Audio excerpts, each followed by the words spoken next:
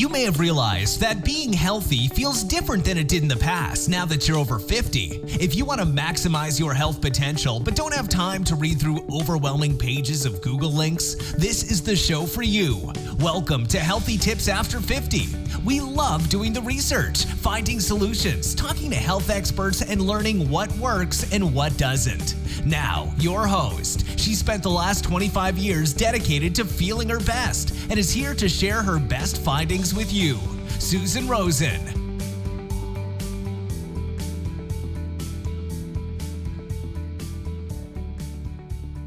Hello, everyone. This is your host, Susan, and my guest today is, Robin Allen. I apologize. My brain just went blank. And she is a mother, nutritionist, entrepreneur, and the founder of Necessary Nutrition, Inc., and the creator of the Necessary Nutrition brand of vitamin D3. And so I am going to let her introduce herself a little bit more and tell us how she got into this area of nutrition and what she's doing now. Thank you, Susan, for having me. When you were saying my name and you were like, my brain. And I do that, right? As we get older, we go into a room and we're like, okay, why did I go in this room? We knew we were going there for something, but when we got there, we couldn't remember all the time. And I remember when I was younger, my mother would do that now that I'm older. And then she says, it'll happen. And so it's happening. And sometimes I'm trying to think of a word. Like, what's the word? So I think everybody can relate to that. Oh yeah. So my name is Robin, and I am a nutritionist. And as you mentioned, the creator of Necessary Nutrition Vitamin D, which we can talk about that later and how I even got to that. But I've been a nutritionist. Well, I've been paying attention to my health for about 17 years. And I wasn't born as a person that even thought or paid attention to my health. But there's a point where you have an issue, a challenge. And I was pre-diabetic, overweight, and I realized that food will either kill you or keep you alive. That the illnesses and diseases we face are due in part to what you put in your mouth or what you don't put in your mouth. And I was fascinated about the power of food and everything that I didn't know. And I believe that you can relate to that. And when I just started to uncover it, I had a career shift. So when I went to college, that wasn't the path that I took initially. And then later on, I pivoted to focus on nutrition. And I like to say, I want to help people use food and nutrition to live their best lives. Food is so powerful. And oftentimes we don't realize it. When as a nutritionist, seeing the shifts that happen in our bodies when we give our bodies what it needs, and we remove what doesn't support us, then the magic happens. And I've been just super, super passionate about that for the past many, many years. And then when it comes to vitamin D, because people are like, okay, why vitamin D? It's an easy deficiency to have, and it's also an easy deficiency not to have. And it's so critical to so many of the systems in our bodies. And people don't realize all of the parts that vitamin D touches. And it's almost like a stepchild, I think. I don't think it's talked about enough. And I love to talk about it and enlighten folks. And as I said, it's an easy deficiency to have. And it's also an easy one not to have. And as we get older, over 50, older, we need it more. So that's kind of my how I got here. And I'm just passionate about sharing. Yeah. No, that's all of that is wonderful. I think it's interesting with vitamin D because it used to be a long time ago that people spent a lot more time in the sun. Okay. Right. And they got their vitamin D. Correct. And now, as time has gone on, the being in the sun isn't so wonderful because of the fact of the whatever it's called, the atmosphere is getting a lot thinner, and so we're getting a lot more of the other stuff if we're Yes. out in the sun. Yes. And like so many other things in human nature, Hmm. people always think, oh yeah, oh okay, I need more vitamin D, no problem. And then they Right. take like 5 times more than they need, Yeah. We right? Yeah. so vitamin D is comes from the sun, right? And when Yeah. we go into the sun, the rays hit our skin and then our bodies are able to produce it. And it is true in this day and age, we're not in the sun as much. Now with the computers, right? We're inside. And then when the That too. pandemic happened, we were really inside.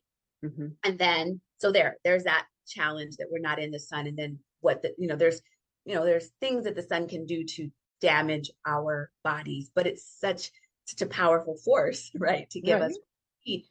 Vitamin D also can be achieved through food, Hmm. mushrooms. You can get it out of fatty fish. There's some fortified foods, some orange juices, some cereals to Right. get. I always recommend everyone that is listening to first, when you're going to get your physical, you are not offered to have your levels checked. And Yeah. you are not always offered, which is No. interesting because if it's so critical to human health, why would that not be a standard test? And I believe that as time is going on, that will be. If you're going to your doctor, please request. The other part is, and as we know, things change and evolve, that your levels, you might say, you might be at 30 and your doctor may say, that's good. And I always just say, don't take anybody's word for it, right? So I'm going to say things to you, and I want you to always fact check and verify because, there's a lot of information out there and sometimes competing information. Yeah. But what we know is that when your levels are between 60 and 80 levels of your vitamin D, your body is maximally supported. That doesn't mean that if it's at 30 or 40 that your levels are not sufficient, because they're not insufficient at that, but maximally supported. Mhm. Your bones, your gut, your immune system, your heart, all your systems that you need, maximally supported. When your vitamin D is lower, then there's a deficiency, which can show up as mood changes, muscle pain, getting sick faster, all kinds of things. Again, I say this and I'll continue to say it's an easy deficiency to have and Right. easy not to have. So Mhm. when you go to Yep. your doctor, have them check. Mhm. And then the sun, beautiful. Go, not just for vitamin D, right? Going outside Yeah. is giving. So you want to do that. You want to eat the foods that are supporting you. And then if need be, and for a lot of people, the need be to supplement. Yeah. It's not for everybody, but if you are supplementing, then a lot of people do and need to, then do that. Mhm. There is a point where there is such a thing as vitamin D toxicity. You would have to be taking a lot, Okay. a lot. And Uh-huh. you don't want that. And so usually if you're supplementing, there is you can get between 1,000 and 5,000 IUs, international units. And some Okay. people are like, okay, why 1,000? Why 2,000? We actually only offer 5,000 because we know that it is more potent. And with vitamin D, it stores. So you can, let's say I was taking my vitamin D and I forgot a day or two or a week, Mhm. I could actually take more because it'll store in my body. It stores and it depletes. And so I take 5,000 every day. Again, I'm getting older and I need all of my systems to work. So I take vitamin D 5,000 every day. And my levels are the 65 range. And I'm consistent with that every day. So 5,000 is not too much to take a day. But do you want to take, 15,000 a day? No. What you want to do is know your levels. Mhm. You want to know your levels. And if you know that you're low, you can do what's called mega dosing. So take more to get it up faster and Okay. then taper out.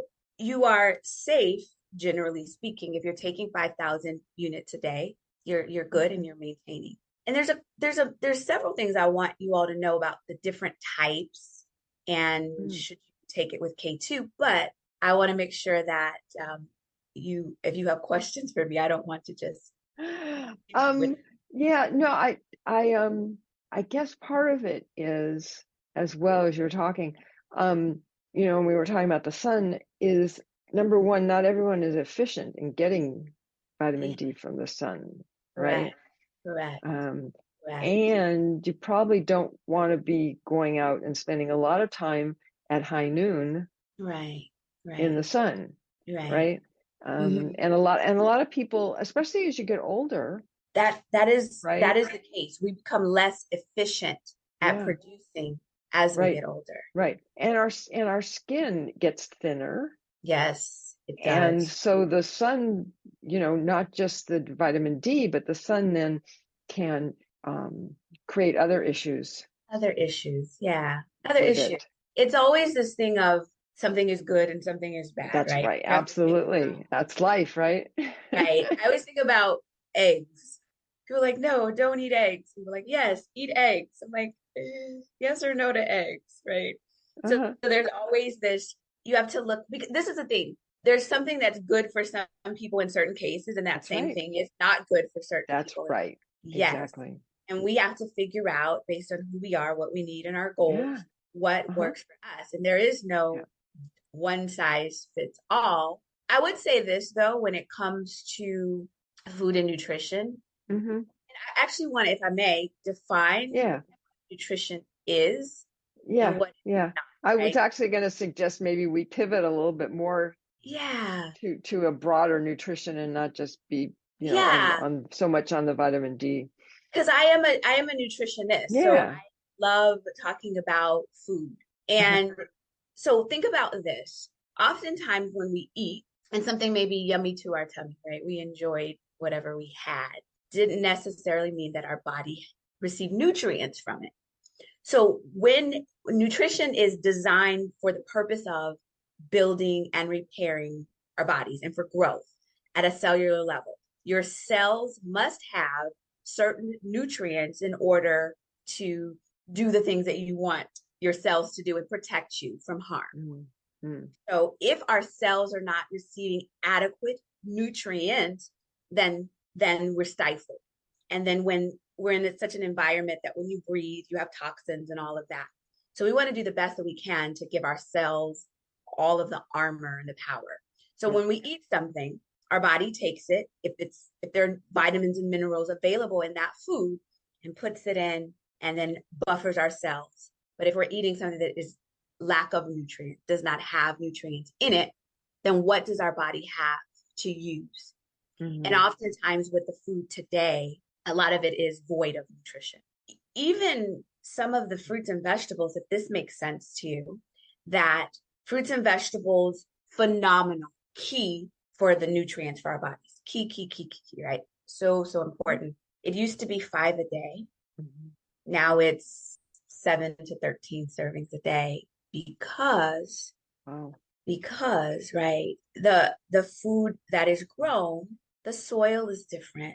It travels. I had what was it? Was it an orange? It was a piece of fruit that came from another country. And I was thinking, but we have that fruit here. So it travels. And imagine this. When a fruit is grown or a vegetable and it has to travel all over the place, it can't be picked right? Because if it's picked right, then it's not going to last. And the grocers, they want it to last. So it has to be picked prior to it being ripe. And when it's picked prior, then it doesn't have the nutrients in it because it needs to be fully ripe to have everything in it. And then sometimes it's made to be pretty because it's picked and it's not pretty. So maybe a tomato has to be shiny and has to be red, has to be presentable, but it doesn't taste like a tomato of yesteryear. It doesn't give you the nutrition of a tomato of yesteryear, but you think it's a tomato. So for that, if you're eating tomatoes or broccoli or fruits and vegetables, it's not giving your body at the same quality that it used to back. So then we need more of it in order to protect ourselves. And it's very difficult to do. Oh, yeah. Yeah. Completely difficult. Exactly. Not to mention all the stuff they spray on a lot of them and that they put into the soil and all of that. And so with nutrition, then we want to, again, give our bodies the best that we can so that it has the vitamins and the minerals more, the better, the more produce, the better, because now you're having to compensate for it. And so that's what nutrition is. A lot of us are nutrient deficient because we're not getting it. And I don't believe in supplementation overall, even with like multivitamins. I don't really recommend that wholeheartedly. I don't, which is shocking because I create some supplements, but some of them we just don't need. But what we need is our bodies to have the food and that we can absorb it, right? Absorption. Yes. That's the other part of it. And when our gut is not a favorable environment, then the food doesn't go to where we need it to go. Yeah. So there's a lot to this. There is a lot. Not surprisingly. There is a lot to go on. I always say to folks that, well, there's a lot. So actually, I'll wait to make sure because I can talk about this. This is my. That's okay. I'll cut you off when I want to go in a different direction. You're fine. Very well. It's eating to live, right? Eating foods that give you life, but there is absolutely a time for enjoyment. So I will never tell anybody, don't eat the foods that you enjoy because no one wants to go through life not enjoying the things that they like. My strategy, and I'll say this, and when I say this, people, they like, oh, this sounds impossible for a lot of people, but I have a day or two on my calendar where I enjoy whatever without guilt, without thought. I just enjoy whatever's decadent, whatever. That is my dessert and or fun food day. That's what, and then some people say, no, I need 6 days a month, or I need whatever it is. That's just how I work my strategy with my food is enjoying a day of just pure bliss. And then I hop back on where I'm eating most of what my body needs. Yeah. And the other thing with food and nutrition, because sometimes even with fruits and vegetables, certain fruits and vegetables may not like you. They may not. Yeah, maybe cabbage. Maybe cabbage doesn't like you. Maybe, some of they're healthy foods that they don't like you. I have a big one of those. Yeah. Bell peppers. I can't even touch them. Yeah. So that's why I say that fruits and vegetables generally are awesome. That's right. Yep. But some of them may not like you. And how you know it doesn't like you is you get an adverse reaction. You are bloated. You are gassy. It doesn't like you. And some things that liked you yesterday might not like you today. Yes, isn't that amazing? Because we're ever evolving, which is beautiful. There's never a space for boredom, right? Yeah. No, that's very true. Yep. Yeah. Absolutely. Yeah. So what I'm hearing is that you're suggesting that for some things in particular, maybe vegetables and fruits and I don't know,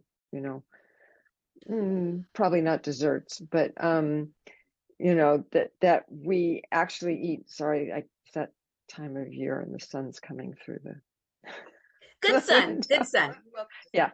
Sun is here too. But that we should try and really eat more of, and that other things that particularly some things maybe just use as a special treat kind of thing. Here's something important that I want to share. I think it's important that when we eat, so our bodies need certain nutrients all the time. We need vitamins, we need minerals, and those are micronutrients. But we also need what's called macronutrients, which is the fats, the carbohydrates, and the proteins. Those two.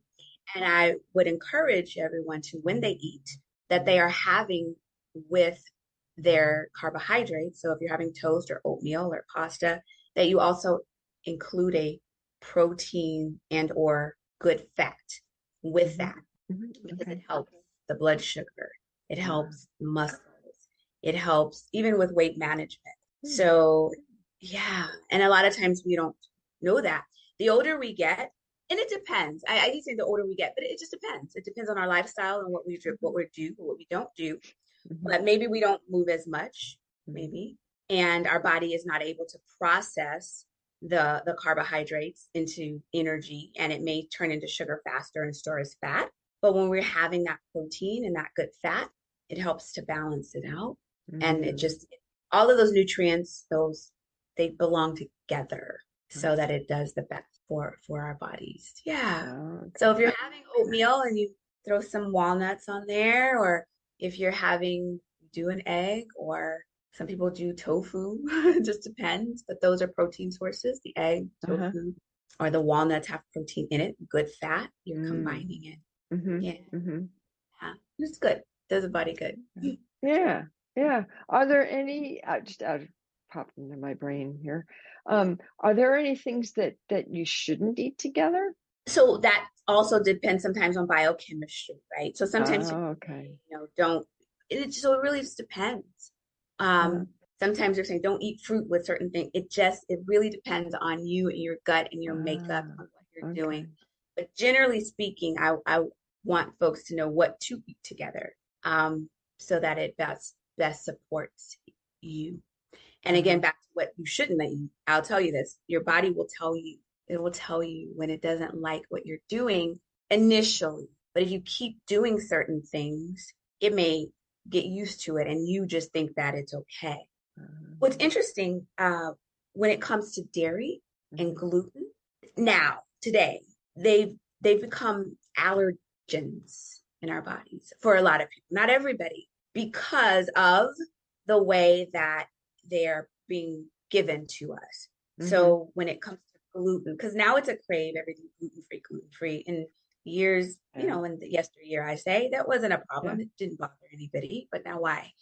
There's a chemical glyphosate that is sprayed on the wheat that bothers a lot of people, and intestinally in our digestive system. So those are some foods that maybe a person is experiencing some health challenges, seemingly unrelated to food and nutrition, aches and pains. You don't think, oh, because I had a piece of toast, leg is inflamed. I mean, it's just things you're just like, oh, my eyes are red. It's not, you don't put them together, but it could be that item is, your body doesn't like it, right? Or what was sprayed on it, even with dairy, because of how it's produced, the chemicals that may be in the process. Your body doesn't like it, or that we've absorbed so many chemicals that our body is overloaded. So something, again, there's so many challenges health-wise that, and this I really want people to hear. There's so many challenges health-wise that we'll go to our doctor or physician remedies, and they seem completely unrelated to what we eat. Oftentimes there is a connection. And I recommend, whenever you're having any health challenge, to do the following. One of them is to remove for 10 days gluten, so that's wheat, dairy, and sugar from your diet for 10 days. Drink a lot of water till your urine is clear. And no one's urine is clear in the morning. So from that urine on, you want to get lighter and lighter. It doesn't count. Doesn't count. And then flood your body with whole foods for those 10 days, meaning that you're refraining from the processed foods. You are giving your body the lots of fruits and vegetables for 10 days, and see how you feel. That will give you a dip your toe in the water, right? You say, oh, I feel better. I will go longer. Or I feel the same, so let me go to my doctor. I need some help, right? But if you do those things, you may be shocked to find that some of your aches and pains are no longer. Maybe less brain fog, maybe a lot of things. You sleep better. But maybe not. Maybe not. But I say try that, because that is inexpensive, something you can do yourself, and it can have a profound effect. And I know that. Yes, I do. So over and over again. And that gets me excited. If in fact someone is listening and they take that information and they do that and they see some results, then my job is done. or good. Yeah. Yeah. Yeah. That's free. It doesn't cost you anything. Yeah, yeah. And it's good for you no matter what, Yeah. actually. No matter. Just sometimes it's good to just eat clean Yeah. for a little Yeah. while, give your body a rest. A pause. I do that Yeah. every month for 10 days, every month consistently. And I don't like it if I'm honest, because I want sugar.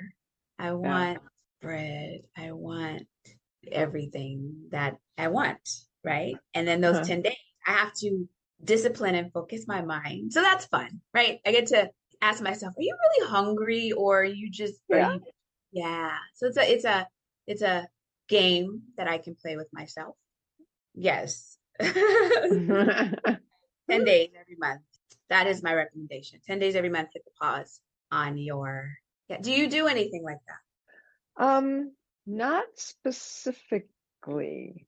that? Mm-hmm. Um, I part of what I do, which I probably shouldn't do, but I've gotten into a routine, Mm-hmm. right? Mm-hmm. And I eat relatively healthfully. I mean, I eat Mm-hmm. organic. Good. Um, I I really don't eat very much sugar. I Mm-hmm. don't eat wheat Good. because of being allergic to it. I don't eat cow's milk. I do eat goat milk, Uh-huh. and goat cheese. All right. Um, and I eat a lot of vegetables Good. and I eat fruits. Mm-hmm. And again, it's it kind of gets kind of limited just because of the things I can't eat. Right. I'm a Right. lot of fun to take out for a meal. Mm-hmm. But I would say that probably at this point, my husband and I, for instance, for dinner, we each make our own dinner, Mm-hmm. and we have salads. Wonderful. So I would say we probably have that 80% of the month, Okay. That works. and so we'll put different things in Mm-hmm. depending, maybe we'll have some leftover chicken or something, and Uh-huh. um, get some tofu. It just changes, but they're all, salads, and then I'll have some cheese and crackers or something along with it, Good. some Good. goat cheese. You made me think of something Uh-huh. that I'll share with everyone that's Uh-huh. listening to you, is eating a big salad before. If challenge yourself for some days to eat a big salad before. So I always tell people, they're like, I don't want to stop eating XYZ. And I say, okay, have a big salad before you Uh, eat whatever it is. Like, eat the big salad and then no restrictions. If you want to have whatever it is, get the big salad in first, right? It's a uh, strategy, because we know that once they eat big salad, they don't have a lot of room for, the French fries or the pizza or whatever, but in their mind, it's available to them. So they're not uh-huh. restricted to it. And then Yeah. they just keep eating a little bit less of it, or a lot of it less of it. Yeah. So your salads every day. Awesome. Yeah. Yeah. I Yeah. do the same every night. I eat not always salads, but just a big plate of vegetables. Mm-hmm. I Mm-hmm. get on every day, like I'll eat the same thing and then I'll change. So right now I'm doing eggplant. Okay. I Interesting. roasted eggplant with hot sauce on it. Oh my goodness. Okay. That's just that's just my thing, like eggplant and hot sauce. That sounds crazy, but I love it. So yeah. No, it sounds very good. It sounds very good. Yeah, and the other thing that I do usually is I'll cook, I steam or Mm. microwave actually these days. Some vegetables. Uh, Broccoli is a favorite. it's another thing. You can Hmm. get vegetables in soups, right? So that's Oh or yeah. Yeah. smoothies. It's another way, because I hear Yeah. people saying, I don't like vegetables. And I'm like, none of them? Like, there's a lot of vegetables, right? So you get them, hide them in your smoothie, put them in soups, Oh just yeah. to get them in. Yeah. There was, I talked to somebody yesterday and they were saying they love broccoli. They can't live without broccoli. And I was Yep. so excited, right? I was like, yes. And like, with Velveeta cheese all on it. I'm like, oh no, Oh, gross. Okay, oh sorry. no. I know. So I was just because I was just so excited. I'm like, yes, and then they're like, Yeah. but I gotta have my Velveeta cheese on it. So I said, well, okay. Oh, I don't well, okay. know. Yeah. Well, somebody's got to be buying it, I guess. They still got to Yeah. have it on the shelf, right? Yeah, they do. It is Yeah. on. But Yeah. yeah, no, we're big broccoli eaters as Awesome. well. Broccoli and broccolini. Yes. Do you grow food at all? No way. We grow hydroponically, Oh, interesting. which I is know some other people that do that. Yeah. the easiest way because I'm not one for, so we know that our soil is challenged. When Oh, you that's grow right. hydroponically, there is no soil, but you use the nutrients that should be in the soil. You put it in the water. And Ah, I, yeah, so we grow and the yield is faster, it's more nutrient dense, and you can taste like the tomatoes taste like tomatoes or wow. the broccoli. It's Okay. so Yeah.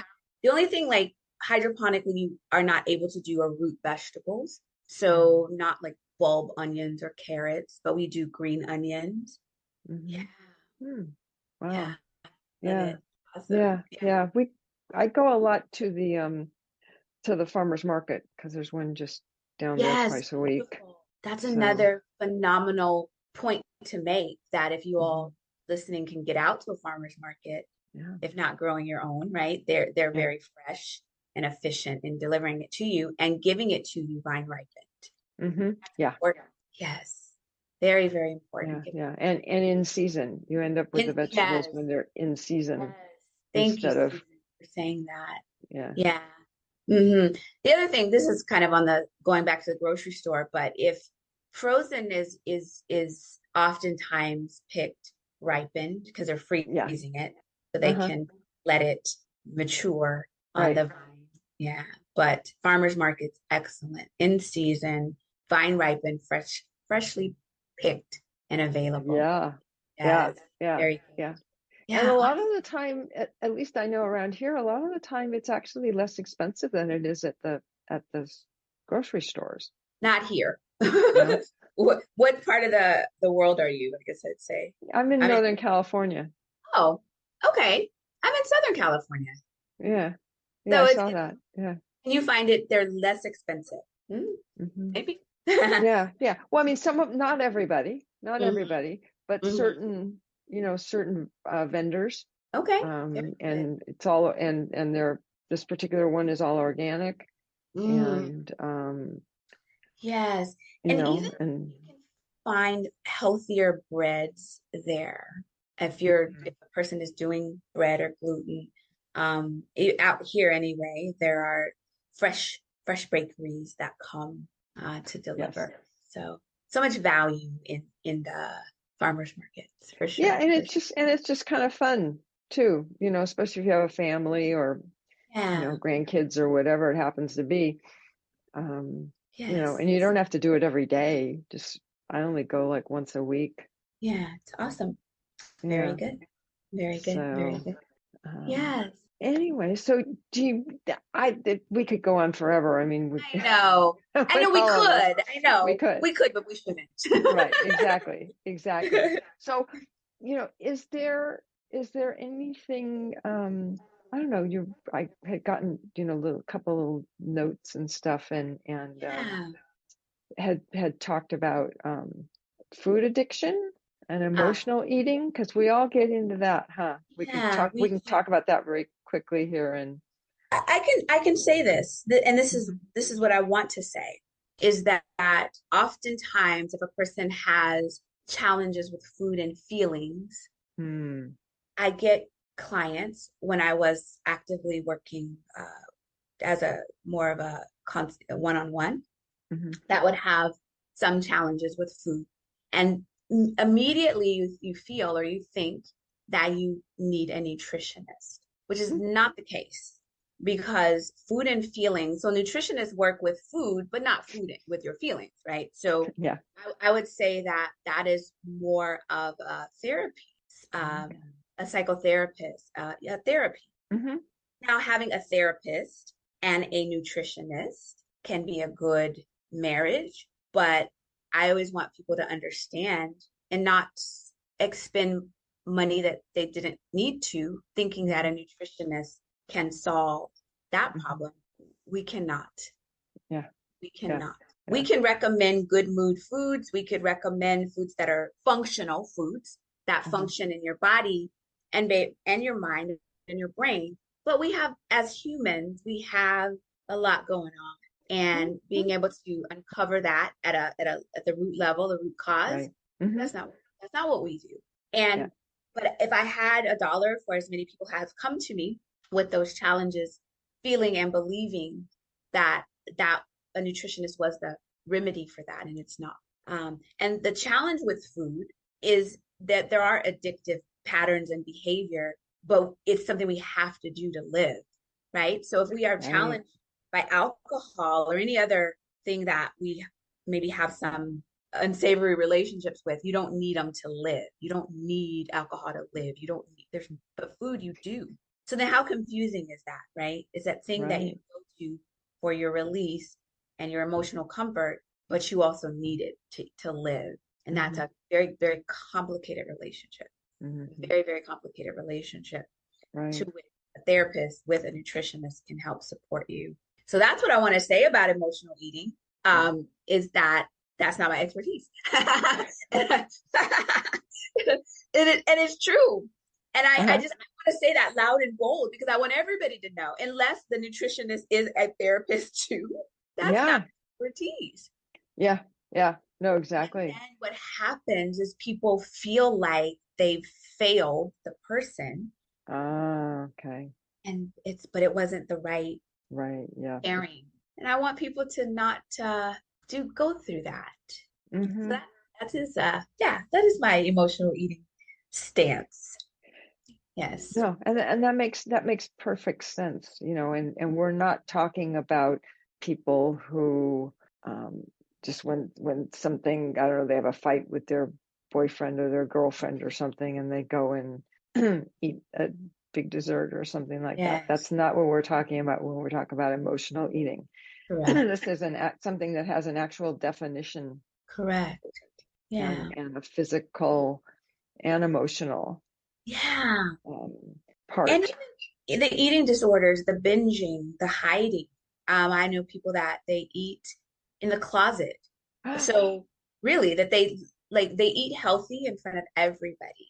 And then when everybody is away or asleep, they may go and, binge eat or do something else.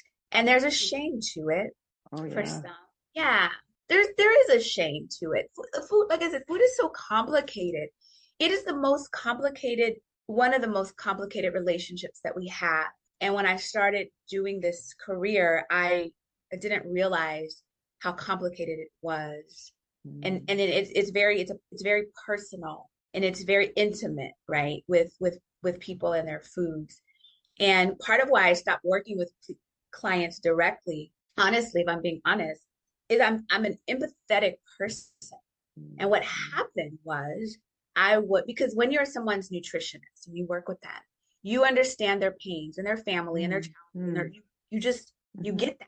And I had everybody's pain and suffering and joys and everything in between and then it almost became I was not a therapist, but again, everyone talks to me.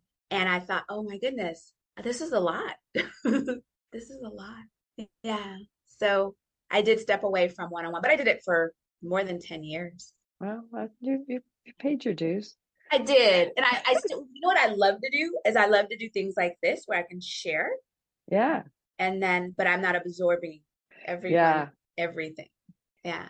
Yes, absolutely. And I think that every person has a different level of what they can absorb and deal with. And that's why so many people are in different jobs and that's such a stress, and all of what's going on mentally is such a huge part of gut health or absorbing, right? So we talk about fruits and vegetables and beauty of the sun, but if you're unpeaceful in your spirit, in your soul, the two will stop you from absorbing nutrition properly. Yeah. So it all, mind, body, it all goes together. It's not separate. What you eat, what you think, what you feel, it's all Yeah. Well, it's all in the same body, isn't it?